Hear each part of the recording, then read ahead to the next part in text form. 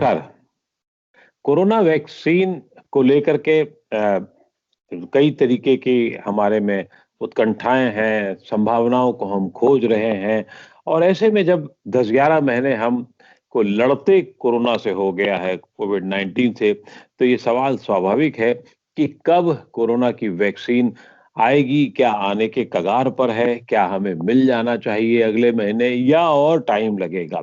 तो जो पहली वैक्सीन के बारे में कहा जा रहा है आने के लिए, वो फाइज़र की है, अमेरिका में है और उसका 10 तारीख को एफडीए की बैठक है, फूड डिपार्टमेंट उनके ताकि वो जो अनुमति देते हैं और उम्मीद की जाती है उसके 1 आध दिन बाद से वहाँ काम शुरू हो जाएगा।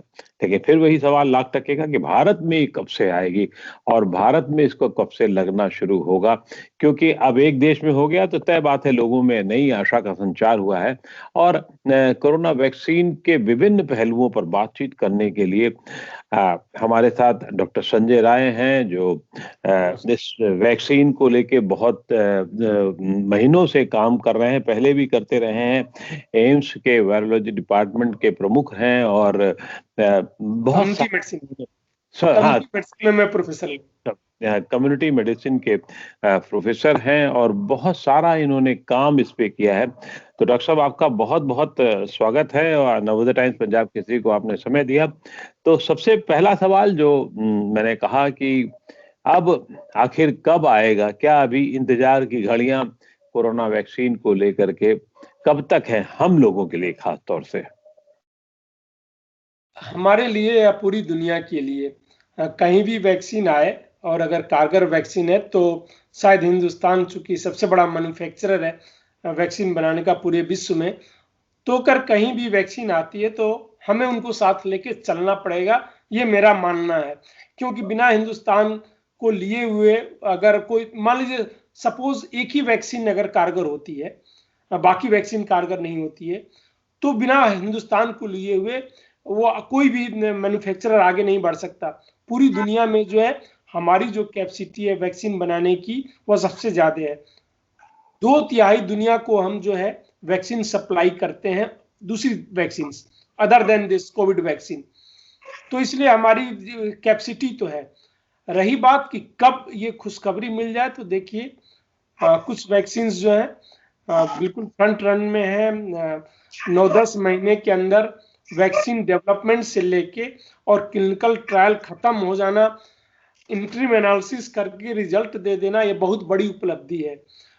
पूरी दुनिया में अभी तक बहुत से वैक्सीन लगते रहे हैं और एवरेज जो है 10 साल वैक्सीन डेवलपमेंट में लगता है।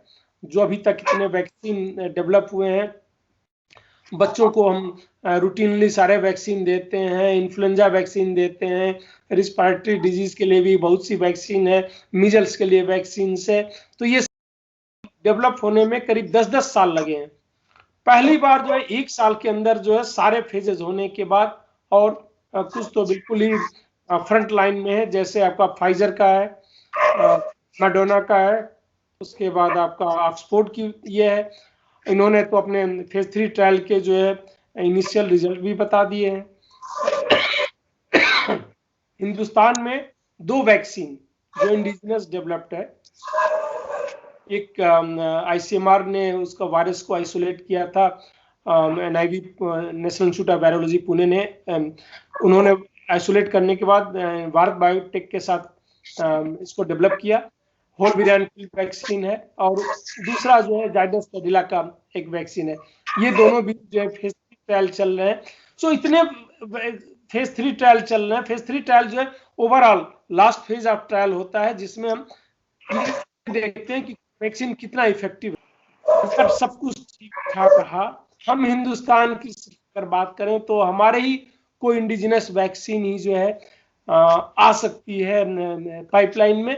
जैसे कि फेज 1 फेज 2 का रिजल्ट अगर संतोषवर्धक रहा और फेज 3 का भी वैसा ही आ जाए, तो ये कहना में अभी कुछ वक्त लगेगा कि रियली वैक्सीन कब आएगी और स्पेशली इंडिजिनस वैक्सीन कब आएगी। हाँ जी, नहीं, बिल्कुल ठीक कह रहे हैं कि खास तौर से फाइजर और मॉडर्ना की जो वैक्सीन है वो भारत के लिए मुफीद भी नहीं है, क्योंकि -70 डिग्री में फाइजर की वैक्सीन काम करने के उसमें है और मॉडर्ना की वैक्सीन -20 में है। तो जो भारत के लिए शायद उसका ट्रांसपोर्टेशन, रख-रखाव बहुत मुश्किल काम है और जो तो उसकी संभावना पे तो हम नहीं बात करते हैं।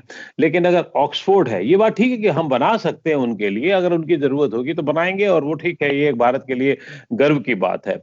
लेकिन ऑक्सफोर्ड की वैक्सीन जो है वो, जैसा कि अभी आपने बताया भी कि वो काफ़ी हद तक वो तैयार है और ऑक्सफोर्ड की वैक्सीन के समेत मॉडर्ना और फाइज़र तीनों ने ये दावा किया है कि वो 92 से 97% तक कारगर हैं। लेकिन एक सवाल हम सब लोगों के मन में ये ज़रूर उठता है कि अगर वैक्सीन इतनी कारगर है तो ये भी तय है कि इसमें एक बिज़नेस मॉडल भी होगा और दावा करने की बात भी होगी।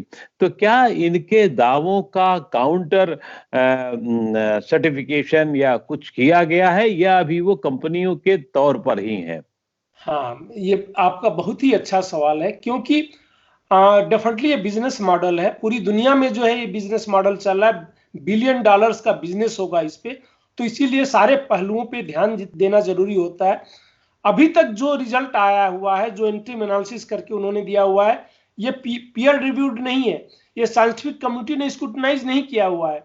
अभी तक ऐसा कभी नहीं हुआ कि बिना पीयर रिव्यूड के ही जो है हम उसको जो है अप्रूवल दे दें। लेकिन अभी जो कुछ कंपनी ने कहा है कि 90%, 92% या 95% हमारा जो है इफेक्टिव है ये वैक्सीन, वो बेस्ड ऑन 2 ग्रुप में उन्होंने दिया। कुछ लोगों को प्लेसबो दिया, कुछ लोगों को वैक्सीन दिया, और उनमें से देखा कि 2 महीने के फॉलोअप के बाद कितने लोगों में डिजीज पैदा हुई। जैसे फाइजर की बात करें तो करीब 95 लोगों में डिजीज हुआ, उसको अनब्लाइंड किया गया, तो ये देखा उन्होंने कि 90 ऐसे लोग थे जिनको वैक्सीन नहीं मिला था, प्लेसबो मिला था, और 5 ऐसे लोग थे जिनको वैक्सीन मिला था। और ये तो उन्होंने कहा है। अभी तक साइंटिफिक कम्युनिटी ने, जो ग्लोबल साइंटिफिक कम्युनिटी है, उसको स्क्रूटनाइज नहीं किया हुआ है, तो अभी पूरी तरीके से आंख मूंद करके उस पर विश्वास नहीं किया जा सकता है। फिर भी एटलीस्ट ये प्रिलिमिनरी रिजल्ट्स है, इस बेसिस पर हम ये कह सकते हैं कि काफी, अगर इफेक्टिवनेस की बात करें तो संतोषजनक है। क्योंकि WHO ने कहा था कि कोई भी वैक्सीन अगर 50% से ज्यादा इफेक्टिव हो तो चूंकि इमरजेंसी यूज में हम उसको ले लेना चाहिए हमें। और साइंटिफिक कम्युनिटी ने भी कहा कि ठीक है, कुछ तो प्रोटेक्शन होगा, 50% के ऊपर होगा, तो उसको देखते हुए देखा जाए तो ये इनका रिजल्ट जो है उत्साहवर्धक हो सकता है। लेकिन सिर्फ ये प्रोटेक्शन ही इशू नहीं होता है, सेफ्टी भी बहुत बड़ा कंसर्न होता है, स्पेशली लॉन्ग टर्म सेफ्टी और शॉर्ट टर्म सेफ्टी। अभी जो उन्होंने कंसर्न बताया है, एड्रेस किया हुआ है, वो शॉर्ट टर्म सेफ्टी को किया हुआ है। ये लॉन्ग टर्म सेफ्टी के बारे में हमें कोई आइडिया नहीं है। और स्पेशली ये वैक्सीन जैसे फाइजर की है, मैसेंजर आरएनए वैक्सीन है, अलग अलग टेक्निक से अलग अलग वैक्सीन बनती है, ये मैसेंजर आरएनए वैक्सीन है। इस टाइप की वैक्सीन हमने कभी भी यूज नहीं किया हुआ है, इसलिए हमें नहीं ये पता है कि लॉन्ग टर्म इसका सेफ्टी क्या होगा। हो सकता है बिल्कुल ठीक हो, ये भी हो सकता है कि बहुत ही बुरे परिणाम इसके आए लॉन्ग टर्म पे, ह्यूमन सेल्स पे। तो हमें इसके बारे में अभी कुछ भी कहना जल्दबाजी होगी, और डेटा है उसको एनालाइज करने के बाद कुछ कहा जा सकता है। ये तो हुई आपकी इनकी जो है कि आपने जो पूछा कि कितना उस पर विश्वास किया जाए, और डेफिनेटली ये कमर्शियल इंटरेस्ट इसमें होगा ही होगा, और वो रहता है। चाहे वो कोविड मैनेजमेंट हो, कोई भी डिजीज मैनेजमेंट हो, समहाउ शायद ह्यूमन नेचर में है कि हम इससे पीछा नहीं छोड़ पाते, हम वो सेक्रीफाइस करने वाले इसमें नहीं रहते हैं। तो ये है, और उसके साथ ही हमें जीना है, क्या कर सकते हैं, बट है। आपने दो चीजों को का उल्लेख किया, एक है इंटरिम एनालिसिस और दूसरा है कि उसकी सेफ्टी। मुझे नहीं लगता कि आम तौर पे आम आदमी ये समझ पाता है कि इंटरिम एनालिसिस क्या है, लेकिन ये जानना बहुत जरूरी है और खास तौर से इसलिए जानना जरूरी है कि जैसा कि मेरे पास जानकारी है, हो सकता है गलत हो तो आप उसे ठीक कर देंगे, कि ऑक्सफोर्ड ने काम पहले शुरू किया था वैक्सीन पे और मॉडर्ना और फाइजर ने बाद में काम किया। लेकिन बिल्कुल थोड़ा था उल्टा था, उल्टा इन द सेंस अभी फिलहाल ये है कि फाइजर और मॉडर्ना इंटरिम एनालिसिस और थर्ड फेज से भी आगे आ गए हैं, जबकि ऑक्सफोर्ड अभी थर्ड फेज पे है और उसका भी काम चल रहा है। तो ये इसकी इंटरिम एनालिसिस कैसे होती है, इसको थोड़ा-सा समझा दीजिए आप इसको, और जी फिर जो उसका खास तौर से स्थायित्व है, स्थायित्व पर सवाल मुझे लगता है कि अभी अगर हम स्थायित्व के बारे में या उसके भविष्य में क्या-क्या होगा, उस पे सोचने लगेंगे तो बहुत लंबा काम हो जाएगा, बहुत लंबी देर तक इंतज़ार करना पड़ जाएगा। जी। हाँ, आपने बिल्कुल सही कहा। जो इंटरिम एनालिसिस होती है, किसी भी वैक्सीन ट्रायल में क्या होता है, जो फेज 3 ट्रायल है, कुछ लोगों को हम वैक्सीन देते हैं, कुछ लोगों को प्लेसबो देते हैं। जिनको हम प्लेसबो देते हैं, हमें नहीं पता होता है, न ही उनको पता होता है, ये कंप्लीटली ब्लाइंड प्रोसीजर होता है। लेकिन जो सैंपल साइज कैलकुलेट किया जाता है, वो उसका बेसिस होता है कि अच्छा इतने परसेंट हमारा शायद इफेक्टिव होगा वैक्सीन, इतने परसेंट लोगों में वो रोकेगा, तो उस बेसिस पे सैंपल साइज हम कैलकुलेट करते हैं कि अगर इतना इफेक्टिवनेस होगा तो 90, 100 या 200 केसेस आने के बाद हम इंटरिम एनालिसिस करेंगे। हो सकता है वो 10 सेकेंड डोज देने के 1 महीने के अंदर आ जाए, हो सकता है 2 महीने इंतजार करना पड़े, हो सकता है 3 महीने इंतजार करना पड़े। तो जब उतने केसेस आ जाएंगे, उसके बाद उसको अनब्लाइंड करते हैं। अनब्लाइंड का मतलब ये कि हमें जो है नहीं पता कि किसको वैक्सीन दिया गया है और किसको वैक्सीन नहीं दिया गया है। जैसे कि फाइजर का मैं एग्जांपल दे दूं, एग्जांपल देके ज्यादा, जब उन्होंने 95 केसेस हो गए तो उन्होंने अनब्लाइंड किया, तब उनको पता चला कि 90 ऐसे लोग थे जिनको वैक्सीन नहीं मिला था, प्लेसबो मिला था, जो 95 लोगों को डिजीज डेवलप हुई, और 5 को जो है आपका ऐसे लोग थे जिनको डिजीज हुई, जिनको वैक्सीन मिला था। तो वैक्सीन ग्रुप में कम लोगों को डिजीज हुई और नॉन वैक्सीन ग्रुप में जिनको वैक्सीन नहीं मिला था उनमें ज्यादा लोगों को डिजीज हुई। इस बेसिस पे उन्होंने अभी जो एंट्रीम एनालिसिस करके अपना बताया कि उनकी वैक्सीन इतनी इफेक्टिव है कि 90% के आसपास इफेक्टिव है। ये एंट्रीम एनालिसिस का ये होता है।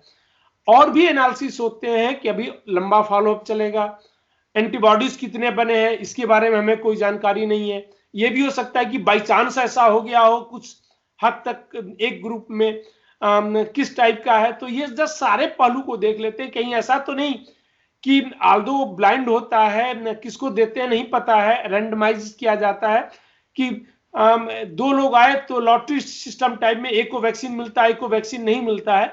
बट इन सबों को भी देखना पड़ेगा कि कहीं उस लॉटरी उस टाइप का किया गया, ऐसा तो नहीं कि कहीं सिलेक्शन बायस था, क्या था। तो यही सब स्क्रूटनी की जाती है कि रोबस्ट था कि नहीं साइंटिफिक ढंग से करने के बाद। और उसके बाद एंटीबॉडीज, अगर मान लीजिए एंटीबॉडीज न बने तो फिर प्रोटेक्शन कैसे हुआ, तो ये सब भी देखेंगे। अभी उसका रिजल्ट नहीं आया है, तो वो सब रिजल्ट आने में भी टाइम लगेगा। But based on preliminary result इन्होंने कहा है और उस पर हमें अभी रिलाई करना चाहिए, हमारे पास और कोई चारा नहीं है ये। हाँ, साथ साथ स्क्रूटनी भी करेंगे, साइंटिफिक कम्युनिटी को करना चाहिए और साइंटिफिक कम्युनिटी उसको स्क्रूटनाइज करेगा, लेकिन उसमें भी वक्त लगेगा। और जिस तरीके की पूरी दुनिया में सिचुएशन है, तो शायद हम उसको अलाउ इमरजेंसी ऑथराइजेशन यूज के लिए अलाउ किया जा सकता है, अगर डेटा रेगुलेटरी अथॉरिटी को सबमिट करते हैं और वो सेटिस्फाइड हो जाते हैं, तो जैसा कि एफडीए को इन्होंने सबमिट कर दिया है फाइजर ने और मॉडर्न वाला। मॉडर्न। बिल्कुल ठीक कह रहे हैं आप, क्योंकि इनका इंटरिम एनालिसिस का जो बेस था वो 20,000 प्लस का है, तो इसलिए जैसा कि आपने कहा भी कि हमारे पास कोई चारा और नहीं है विश्वास करने का, तो हमें इस पर विश्वास करना ही होगा। और जहां तक लंबे दौर का मामला है कि लंबे दौर में कहीं आपको नुकसान तो नहीं पहुंचाता, इस पे भी हमें विश्वास रखना होगा, क्योंकि हम उतनी देर तक इंतजार नहीं कर सकते। आज प्रधानमंत्री ने नरेंद्र मोदी ने शनिवार को जो है वो देश की जो सीरम इंस्टीट्यूट है वहां का दौरा किया, अयोध्या हैदराबाद का दौरा किया और तीनों संस्थानों को उन्होंने देखने समझने की कोशिश की। ये देश के इतिहास में शायद पहली बार हो रहा है, क्योंकि पहली बार इसलिए कह रहा हूँ कि शतकों में भी इस तरीके की महामारी आ रही है, तो पहली बार ये हो ही रहा है। तो पहली बार हो रहा है कि सरकार इतना प्रोएक्टिव होकर के काम कर रही है। आप इस पूरी दिशा को कैसे देख रहे हैं? देखिए, जहां तक प्रधानमंत्री जी का रोल है तो शुरू से काफी प्रोएक्टिव रहे हैं कोविड के मैनेजमेंट से लेके। अभी उन्होंने 2-3 दिन पहले ही जो संबोधन किया था उसमें भी उन्होंने कहा कि साइंटिस्ट हमें बताएंगे कि वैक्सीन कब आएगी, लेकिन वैक्सीन जब आएगी तो हम उसका डिस्ट्रीब्यूशन करने में हमें कोई प्रॉब्लम नहीं होगी। प्रोएक्टिवली उन्होंने अभी फेज 3 ट्रायल खत्म नहीं हुए थे, रिजल्ट नहीं आया था, लेकिन सारे डिस्ट्रिक्ट, पूरे स्टेट्स को, डिस्ट्रिक्ट को उन्होंने भेज दिया कि अपनी लिस्ट बना लें, किसको प्रायोरिटाइज करना पड़ेगा, डिस्ट्रीब्यूशन का पैटर्न क्या होगा, कैसे डिस्ट्रीब्यूट किया जाएगा, कि जिसको भी वैक्सीन देना है सिर्फ लिस्ट ही नहीं बनाना, उनको डिस्ट्रीब्यूट कैसा करना है। और प्रधानमंत्री अगर खुद उसको मॉनिटर करें तो ऐसे ही जो है उसको प्रायोरिटी पे लोग लेते हैं। उन्होंने सारे चीफ मिनिस्टर के साथ मीटिंग्स की, उसमें उसको डिस्कस किया, तो प्रधानमंत्री के एजेंडे में टॉप है। और आज का उनका विजिट जो है, जो हिंदुस्तान की 3 कंपनियां जो है फ्रंट रनर हैं वैक्सीन में, जो फेज 3 ट्रायल में है, उनका विजिट करके खुद एसेस करना कि रियली वो सप्लाई कर पाएंगे कि नहीं, कितनी सप्लाई कर पाएंगे, तो ये एक बहुत बड़ी बात है। इतना जो है प्रोएक्टिव रोल जो है किसी ने जो है हेल्थ में, स्पेशली किसी डिजीज कंट्रोल के लिए प्राइम मिनिस्टर खुद उसको मॉनिटर करे, कभी नहीं हुआ है। वैसे इस टाइप की बीमारी भी हम लोगों के इसमें कभी नहीं आई है। 1918 में स्पेनिश फ्लू के बाद इतनी बड़ी महामारी नहीं आई थी पूरे विश्व में, तो ये बहुत बड़ी महामारी है भी। लेकिन उस महामारी के साथ साथ जो है उसको इस तरीके से मॉनिटर करना, आपके अड़ोस पड़ोस के भी देश हैं, उन्होंने कभी इस तरीके से मॉनिटर नहीं किया। इस युद्ध स्तर पे जो है उसकी एक एक एक्टिविटी की, कंट्रोल से लेके वैक्सीन डेवलपमेंट, वैक्सीन डिस्ट्रीब्यूशन, सारे लेवल पे मॉनिटर करना एक प्रधानमंत्री के लिए ये बहुत ही बड़ी बात है। आपने अड़ोस पड़ोस की बात की, हम तो अमेरिका की बात करें तो अमेरिकन प्रेसिडेंट ट्रंप तो खुलेआम उसका विरोध करते हुए, या विरोध क्या कहें बल्कि उसको नकारते हुए नजर आए, और एक वो बिल्कुल अलग धारा में अलग तरीके से नजर आए। खैर उस पे टिप्पणी करने से कोई बहुत लाभ नहीं है। लेकिन अब जब ये वैक्सीन आ जाएगी तो आपने बताया कि कैसे उसको बांटना होगा, ये भी एक है, जैसे कि कहा जा रहा है, तो वो आपके शब्दों में क्या है, कैसे उसको लोगों को बांटा जाएगा, कैसे उनका डिस्ट्रीब्यूशन होगा, जम्मू कश्मीर से लेके कन्याकुमारी तक उसका जो वितरण होगा, वो क्या सब जगह एक फॉर्मूले के तहत होगा कि पहले फ्रंट रनर्स जो हैं, फ्रंट डेस्क के लोग हैं, डॉक्टर, मेडिकल कर्मी या जो और स्टाफ जो है उनको दिया जाएगा, फिर उसके बाद पुलिस और वगैरह वगैरह उनको दिया जाएगा? कैसे, क्या हर देश के हर हिस्से में उसी तरीके से बांटना होगा, या दिल्ली में दूसरा तरीका होगा, यूपी में तीसरा होगा और मेघालय, मणिपुर में चौथा होगा?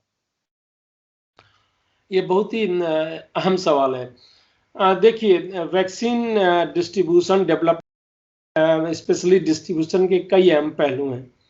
फर्स्ट है, जो सबसे ज्यादा इंपॉर्टेंट है, आइडेंटिफाई करना कि कौन सी सेफ और इफेक्टिव वैक्सीन है इस कंट्री के लिए। एक बार ये आइडेंटिफाई हो जाता है कि कौन सी वैक्सीन सेफ और इफेक्टिव है, तो उस लार्ज स्केल में प्रोडक्शन, हमारी कैपेसिटी जो है, जैसा मैंने पहले बताया कि हिंदुस्तान की जो है प्रोडक्शन कैपेसिटी बहुत ही अच्छी है, दुनिया के 2/3 हिस्से को हम सप्लाई करते हैं, तो प्रोडक्शन बहुत बड़ा इशू हमारे पास नहीं है। फिर भी चूंकि पॉपुलेशन बेस इतना बड़ा है 137 करोड़, कि 137 करोड़ हम एक दिन में नहीं बना सकते, उसको बनाने में कुछ टाइम लगेगा। एक महीने में शायद 10 करोड़ के आसपास हम वैक्सीन बना सकते हैं। ऑलरेडी जो है वैक्सीन बनाना इन्होंने शुरू भी कर दिया है, क्योंकि फेज 2 फेज 1 ट्रायल के रिजल्ट की बेसिस पे उनका रिस्क कैलकुलेटेड है, बट उन्होंने शुरू कर दिया है। एक बार जब ये इंश्योर हो जाता है तो ये भी उसमें भी कोई प्रॉब्लम मुझे नहीं दिखती कि वैक्सीन की डोजेज जो है हम नहीं बना पाएंगे। थर्ड है डिस्ट्रीब्यूशन, पूरी कंट्री में, हर स्टेट में, स्टेट से डिस्ट्रिक्ट लेवल पे यह बहुत बड़ा काम है। और यही काम डिस्ट्रीब्यूशन के लिए प्रधानमंत्री जो खुद मॉनिटर कर रहे हैं, सबके साथ उन्होंने जो लिस्ट बनाने की बात कही है, सारे स्टेट उसके लिए लिस्ट बना रहे हैं। लिस्ट की प्रायोरिटी जो है, जो होनी चाहिए, अगर ये देखें कि जो जिनको रिस्क ज्यादा है, दोनों मरने की रिस्क फर्स्ट, जिनकी मरने की रिस्क ज्यादा है और डिजीज होने की रिस्क ज्यादा है। मरने की रिस्क किसको ज्यादा है? Elderly, those who are with the comorbid condition, जिनको कुछ ना कुछ प्रॉब्लम है, किडनी प्रॉब्लम है, ब्लड शुगर है, एक्सेट्रा। या रिस्क ज्यादा इन्फेक्शन का है, health care provider, front workers जो हैं, जो भी फ्रंट लाइन में काम कर रहे हैं। सो ऐसे लोगों को पहले प्रायोरिटी देनी चाहिए फेज 1 में। उनको प्रायोरिटी देके जो है बाकी लोगों को ग्रेजुअली देना चाहिए। और सॉरी, सबसे कम प्रायोरिटी की अगर हम बात करें तो बच्चों में जो है दोनों सीवियरिटी तो बहुत ही कम है, बहुत ही कम रिपोर्टेड है।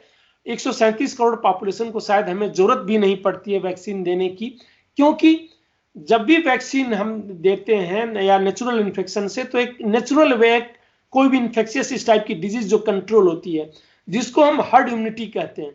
दैट मीन्स कि इनडायरेक्ट वे में दूसरों को प्रोटेक्ट करना। तो कुछ लोग इम्यून हो गए, वो इम्यून कैसे होते हैं? या तो वैक्सीन से हो गए या उनको डिजीज डेवलप हो गई।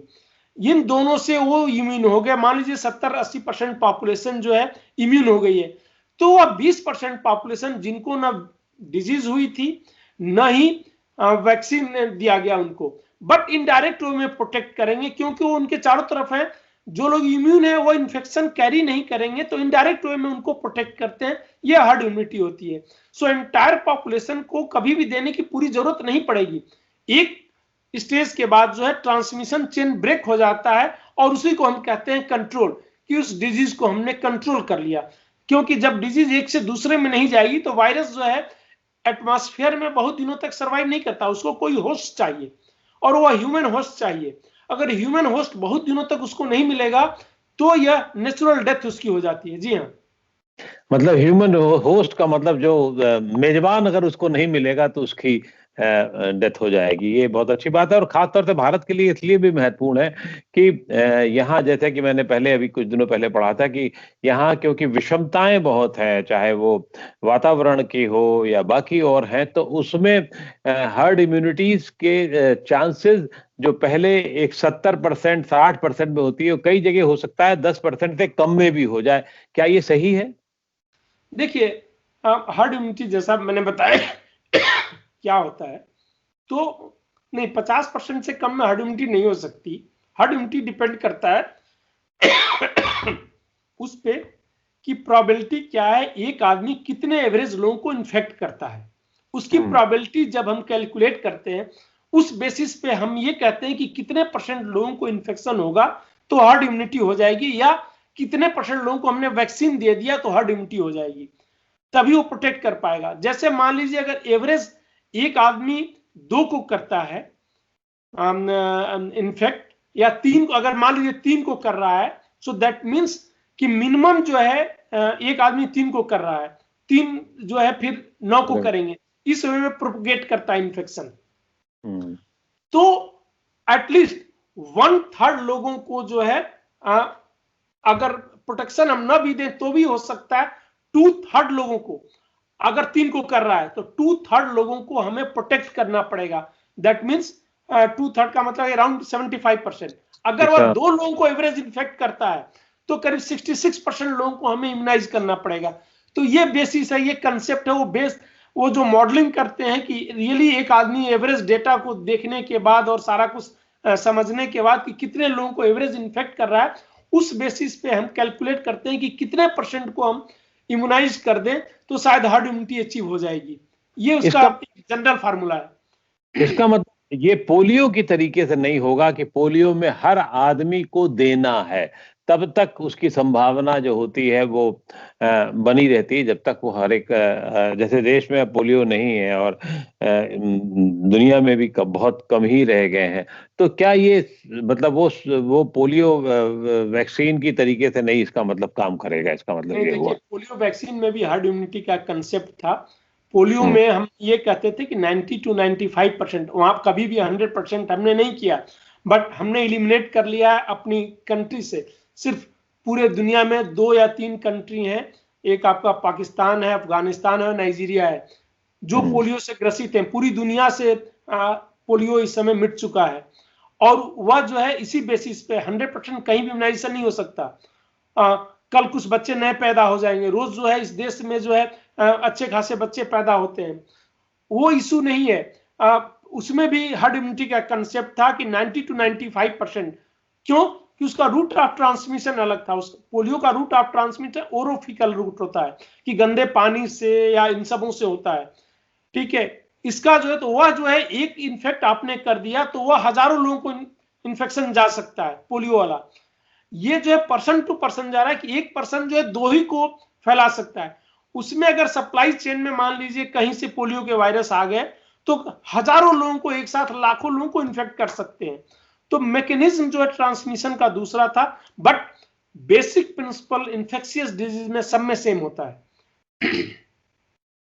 मेरे ख्याल में काफी कुछ बातें आपने साफ कर दी, और आपने तबीयत स्वास्थ्य ठीक ना होने के बावजूद इतना लंबा समय नवोदय टाइम्स पंजाब को इसी को दिया। बहुत बहुत आभार आपका, शुक्रिया।